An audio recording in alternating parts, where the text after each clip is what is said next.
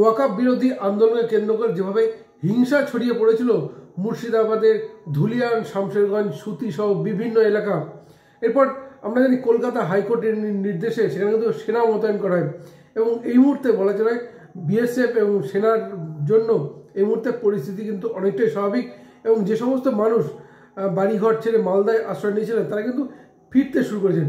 আর ঠিক সেই সময় দাঁড়িয়ে মুখ্যমন্ত্রী মুর্শিদাবাদে যাওয়ার সিদ্ধান্ত নিলেন এবং সিদ্ধান্ত নিলেও তার গলায় সেই কিন্তু আক্ষেপের সুর। কেন বলছে কথা সব কিছু আলোচনা করবো আজকের এই ভিডিওতে। নমস্কার, আমি সত্যজিৎ পাল। ওয়াকআপ বিরোধী আন্দোলনকে কেন্দ্র করে উত্তপ্ত হয়ে ওঠে মুর্শিদাবাদের ধুলিয়ান, শামশেরগঞ্জ, সুতি সহ বিভিন্ন এলাকা। এরপর কিন্তু দেখা যায় সেখানে কিন্তু দুজন কিন্তু খুন হয়ে যান। আতাতুরির হাতে দুজনকে কুপিয়ে খুন করা হয়, চন্দন দাস এবং তার পিতা হরগোবিন্দ দাস। তাদের খুন করা হয় কেন? কারণ তারা মৃৎশিল্পী, তারা ঠাকুর বানাতেন, মূর্তি বানাতেন এবং সেই কারণে তাদের কুপিয়ে খুন করা হয়। এরপর শুধু তাই না, কুপিয়ে খুন করে বাড়িঘর লুটপাট, মারধর, এমনকি সেখানে তাদের হিন্দুদের থাকতে দেওয়া হবে না, এইরকম মন্তব্যও কিন্তু উঠে আসে। ফলে স্বাভাবিকভাবেই এবং সাধারণ যে দাবিটা তুলছিলেন যে পুলিশ নিষ্ক্রিয় ছিল, যেখানে পুলিশের দূরত্ব অন্তত প্রায় 100 মিটার, সেখানে পুলিশ আসতে 4 ঘন্টার বেশি সময় লাগে। আর সেইভাবেই এই দুষ্কৃতীরা তারা কিন্তু কাজকর্ম একদম স্বাচ্ছন্দ্যেই করতে পারে, অর্থাৎ বাড়িঘর লুটপাট, কারো বাড়িতে গরু ছাগল তুলে নিয়ে যাওয়া, সমস্ত ভিডিওই কিন্তু সোশ্যাল মিডিয়ায় ভাইরাল।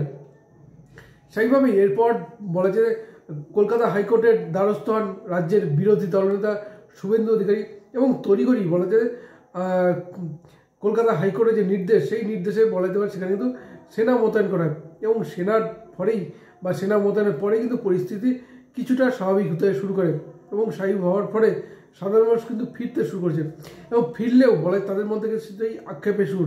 তাদের কিন্তু একটাই দাবি, যেখানে স্থায়ী বিএসএফ ক্যাম্প করতে হয়, নইলে তারা এখানে থাকতে পারবেন না।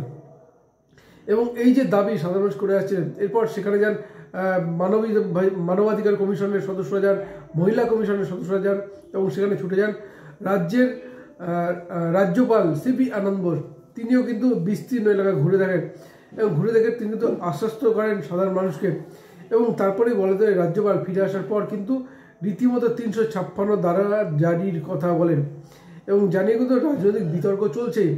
কিন্তু সেই যে রাজ্যপাল এই ঘোষণা বা তার যে ফিরে আসা, এরপর কিন্তু সেখানে যাওয়ার সিদ্ধান্ত নেন রাজ্যের মুখ্যমন্ত্রী মমতা বন্দ্যোপাধ্যায় এবং তিনি যাওয়ার সিদ্ধান্ত নেন। তিনি প্রথমে 5 তারিখ করেছিলেন, পরবর্তী সেই তারিখ হয় 6 তারিখ, তিনি যাবেন যে মুর্শিদাবাদ বিস্তীর্ণ এলাকা ধুলিয়ান, শামশেরগঞ্জ।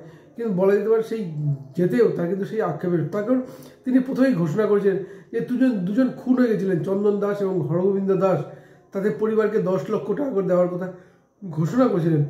কিন্তু বলা যেতে পারে শুভেন্দু অধিকারী রাজ্যের বিরোধী দলনেতা সেই পরিবারের লোকজনকে কিন্তু নিয়ে চলে আসেন কলকাতায় এবং তাদের কলকাতায় আশ্রয় দেন এবং তার পরিবারও কিন্তু মুখ্যমন্ত্রী দেওয়া এই তহবিল কিন্তু তারা কিন্তু বয়কট করেছেন, নেবেন না ঘোষণা করে। তার কারণ তাদের অভিযোগ কিন্তু রাজ্য পুলিশের দিকে, যে পুলিশ যদি সজাগ থাকতো, পুলিশ যদি সক্রিয় হতো, তাহলে দুটো তাজা প্রাণ চলে যেত না। সেইভাবে রাজ্য পুলিশের বিরুদ্ধে, রাজ্য প্রশাসনের বিরুদ্ধে তাদের ক্ষোভ কিন্তু জানিয়ে, যার ফলে মুখ্যমন্ত্রীর দেওয়া এই যে 10 লক্ষ টাকা তা কিন্তু তারা প্রত্যাখ্যান করেছেন এবং সেই আক্ষেপটাই ঝরে পড়ল মুখ্যমন্ত্রীর গলাতে।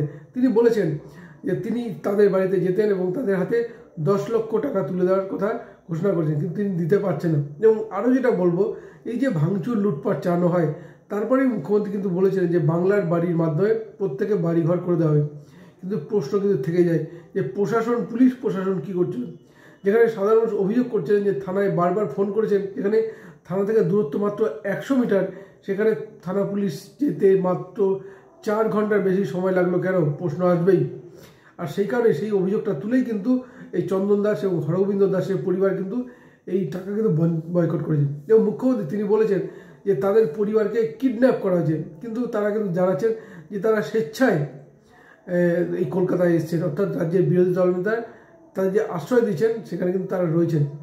কিন্তু সেই আক্ষেপটাই মুখ্যমন্ত্রী কিন্তু অন্যভাবে বললেন যে তাদেরকে কিডন্যাপ করা হয়েছে, যদিও তারা যে তাদের যে বক্তব্য এবং এইখানে রাজনৈতিক দিক থেকে যদি দেখা যায় তাহলে বলা যেতে পারে যে শুভেন্দু অধিকার প্যাচে কিছুটা হলেও পড়লেন মুখ্যমন্ত্রী মমতা বন্দ্যোপাধ্যায়, বা তিনি যেই স্টাইলে রাজনীতি করতে চাইছিলেন যে তিনি সেখানে যাবেন, মানুষকে আশ্বাস দেবেন, মানুষকে হয়তো তাদের ক্ষতিপূরণ তুলে দেবেন, এই দুই পরিবারকে 10 লক্ষ টাকার কথা ঘোষণা করছেন, কিন্তু তারা কিন্তু দিতে পারছেন না এবং সেটা কিন্তু পুরোপুরি কেড়ে নিয়েছেন রাজ্যের বিরোধী দলনেতা শুভেন্দু অধিকারী, যা কিন্তু বলা যায় আগামী যে 2026 বিধানসভা নির্বাচন হতে চলেছে তার আগে বলা যেতে পারে এই ধুলিয়ান নিয়ে বা ধুলিয়ান শামসাগান নিয়ে, যেখানে ওয়াকা বিরোধী আন্দোলনকে কেন্দ্রে উত্তপ্ত হয়ে রয়েছে বাংলা, সেখানে মুখ্যমন্ত্রী কিছুটা হলেও শুভেন্দু অধিকারীর কাছে রাজনৈতিকভাবে কিছুটা হলেও ধাক্কা খেলেন আরও একবার।